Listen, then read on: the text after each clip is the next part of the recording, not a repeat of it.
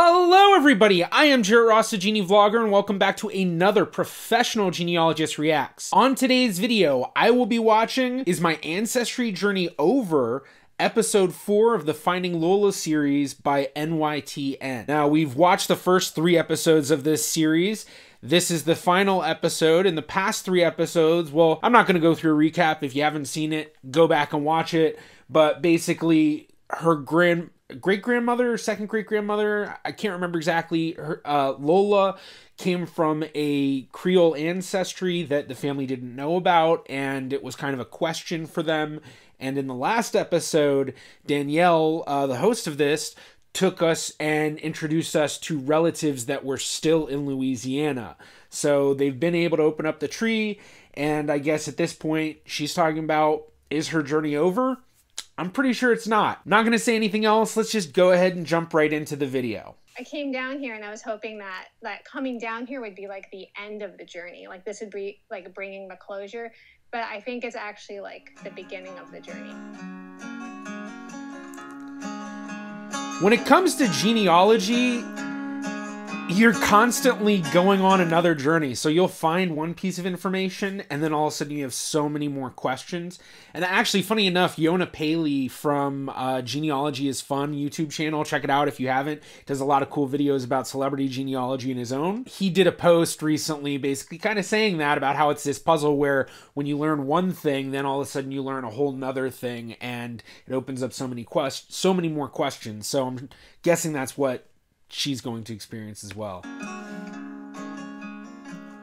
Did she ever talk about Louisiana to you? No, she never did, and we never saw any people that lived. You know, she did write to people. You know, maybe a letter a year she would get a brother or her sister. Right. I think the one brother was Albert. She grew up in Bastrop, Louisiana. All I had to see this through. Definitely a similarity. But I won't be coming back to you. My name is Joseph Blaze Perrault, Sr. I was born in Bastrop, Louisiana. What's your father's name? Albert Benjamin Perrault.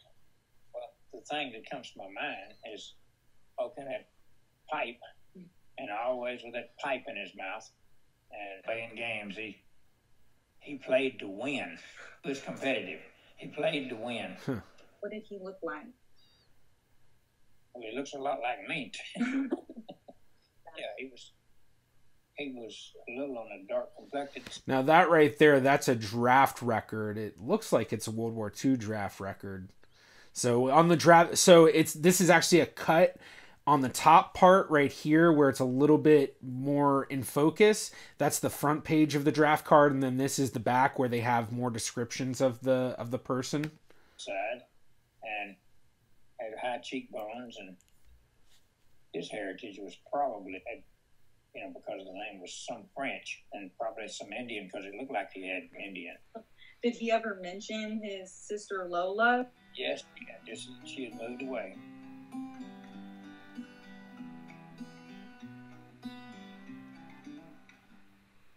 Her talk about her sister Lola, but she wasn't talking to me about it. She was talking to her sister Zola about their sister, you know.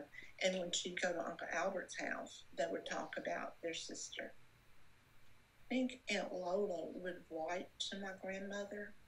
Now, my grandmother never learned how to read, so I would hear my aunt reading letters to her.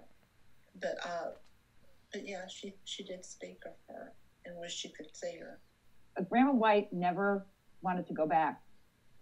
She wanted to, you know, move on, and she went completely east from Louisiana, and I think just never looked back. They were disconnected for so many years. You know, once Lola left Louisiana, she didn't drive, so it wasn't like if she ever got a car, it was go to Louisiana. She had 8 kids. She couldn't go too much further than go out to work. Try to keep the kids. Like, did you guys talk about your ethnicity, your ancestors, your background? Like, what was your experience with that? Was that a conversation that ever came up, or? It never came up. They spoke French, but the French still I thought they were speaking was the Now that is a census record right there. French that I took in high school. Actually, that looks like, so in the census, I think this is the 1940 census. What they would do is every so many people, they would have more information. And so you can see line number 42 and then line number 77. And so I think that's what it was. And this Louise Donnelly was selected as that person with more information. So you can see language spoken in home, French, and then where her mother and father were born, Louisiana. Totally different. Totally different. They spoke the Cajun French. They said their prayers in French. Very Catholic, in the household.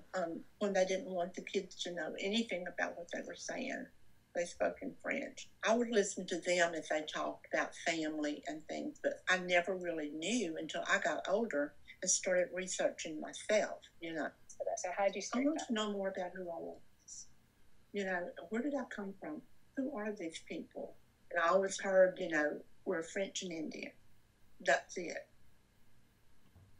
No, he never mentioned anything about his heritage. You still don't know what we did the ancestry.com DNA, but it didn't reveal anything that was of any interest to me. I think I started this journey kind of from pretty impersonal position. I was on ancestry.com till 2:00 in the morning, trying to build this family tree and learning all these names and these locations, and everything was just new because we didn't know anything about this side of our family. But as I've started this journey and started talking to people and talking to family members and meeting people and hearing stories about who Lola was, it's kind of changed my perspective. My daughter and I decided we were going to do ancestry.com, and I did it one time and I couldn't stop the other night, and all of a sudden it was 4:00 in the morning and I was still going, here we got to find this. I can't tell you how many nights I've had that where I start at I'll start at 8 o'clock at night, 9 o'clock at night, and then next thing you know, it's 3 a.m., 4 a.m., and it's oh my gosh. And that's when you really have the bug, the genealogy bug. Talking to my cousin Chris, and Chris had been doing it too. We just all went crazy. And I really had to stop because I was obsessed. I never talked to him about it, accepted who we were, let it go at that. Which was nothing to be concerned about. Yeah. He accepted who he was, and he was happy in that skin. Just accept who you are and be content in that. You can't change it, so very true. Be content in that. Some part of me wants to hold on really tight to this because we almost didn't know anything about it. But I don't really know what that means. I guess that's okay to not know. And that's kind of up to each person to decide what they do with it. Right. I wish that if I could go back and talk to her, I would say be proud of who you are. And, this is a different generation. We would say be proud of who you are. Never be ashamed of who you are. Back in those days, you're talking the 1940s and 30s and 20s, and there was a lot of racism. They learned to survive in a time when most people probably would have collapsed and given up on life. But they were all survivors, every single one of them. And they never let life take them into a dark place. They always found a way to make it through and to succeed. And they always laughed about it, too. Other stuff changes, but the water's just here. It's just been here. It's just the same water. Maybe it's the same trees. I don't know how old that tree is. Maybe it's the same tree. I think the weird thing is that I thought I cared more about being here and be I'm touching the land, I'm touching everything. And I didn't know that there was family here that we could still be connected to. And I think finding family that I actually care about and that we have this shared experience is actually more important to me. I didn't even think it was there, but now I'm realizing that's the really important part is there's other people who understand your history because it's their history. Yeah. And that's the part I really want to keep. Everybody you meet that is related to you, that's an enrichment, I started getting invited to other family reunions. I was sitting down, talking to an elder. I was explaining to him who I am. And he said, I know you. He recounted my whole genealogy, said how I was related to him. I'd never met this man in my life. That moment, it felt totally different. It totally blew me away because I'd spent time on genealogy. I'd spent time trying to better understand my ancestors. I might have lost track of them. I might have not been born to the same community, but they know who I am through my family. That totally changed my feelings about that and questions of belonging, you know, like a lost puppy from the litter or a lost bird or something, right? Frank P. Rowe Jr. Incidentally, I'm a junior. I'm named after my dad. Who would you like to be? What would you like to be? I would say, I'm glad you asked me that question. Because I would like to be just exactly who I am.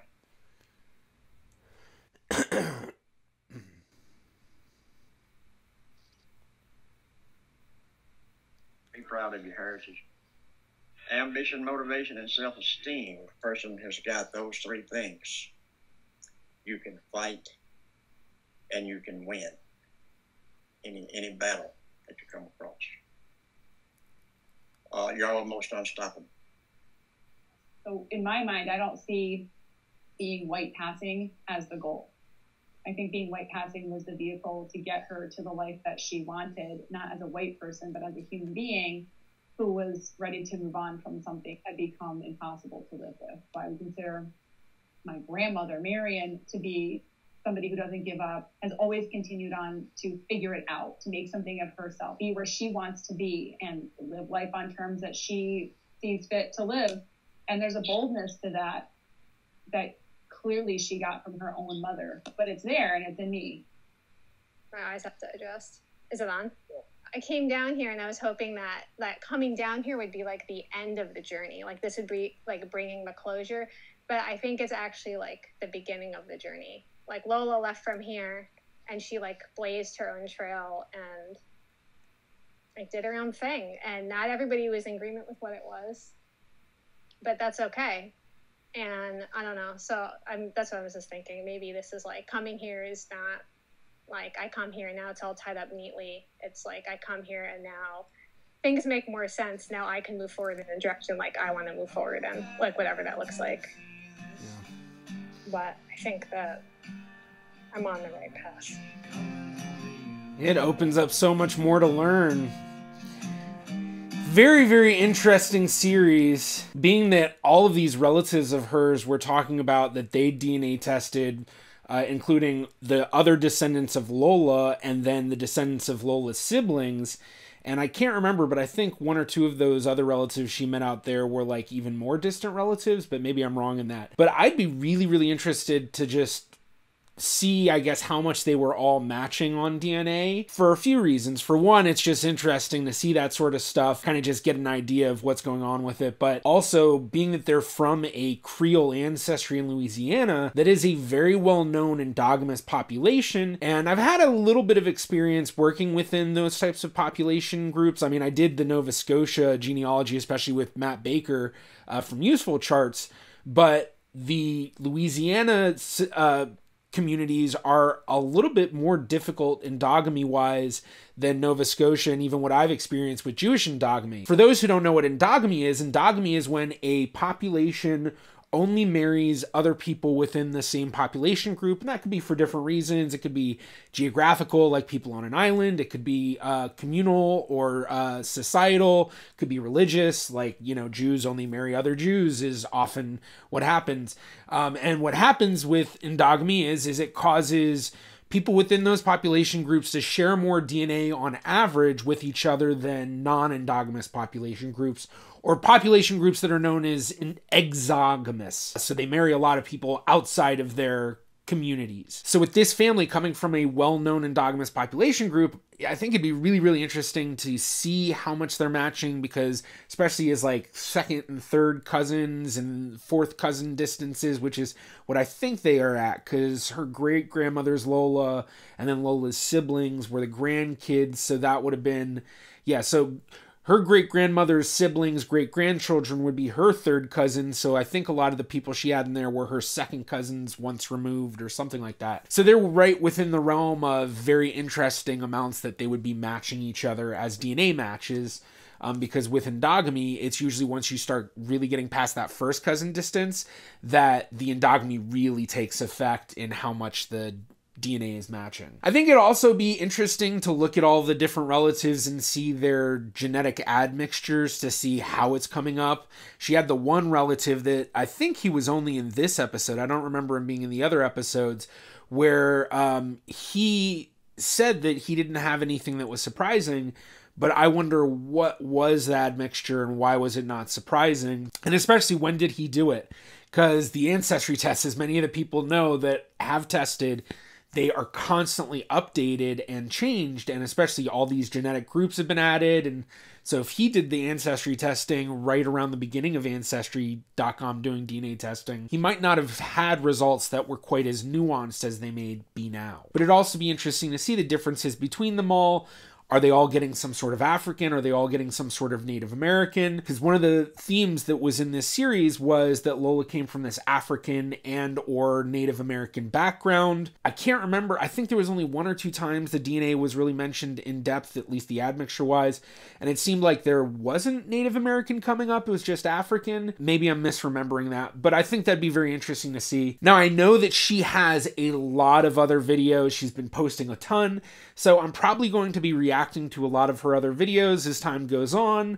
So if you do have ones that you would really suggest for me from NYTN's channel, definitely let me know in the comments below, and I will probably add a couple to my watch later list so that I can do reactions to them down the line. But if you want to see another reaction I've done that deals with African American genetic genealogy, be sure to check out this one right here.